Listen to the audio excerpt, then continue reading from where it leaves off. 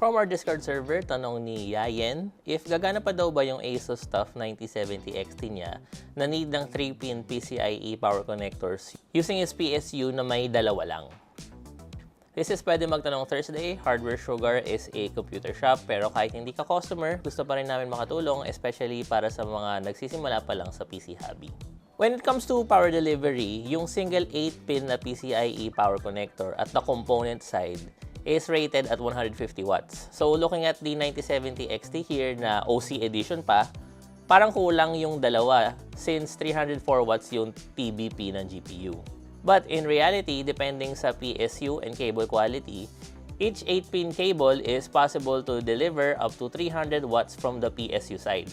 And then each pigtail is 150 watts. So even at the theoretical maximum wattage ng GPU, maka-deliver pa rin ng more than enough power yung PSU with just 2 cables. And isa pa, may 75 watts din na power delivery yung mismong PCIe slot sa motherboard. Kaya yung ibang GPUs hindi kailangan ng power connectors. For this specific case, while best practice talaga na may dedicated cables per slot, okay na dito na pigtailed yung isang connector.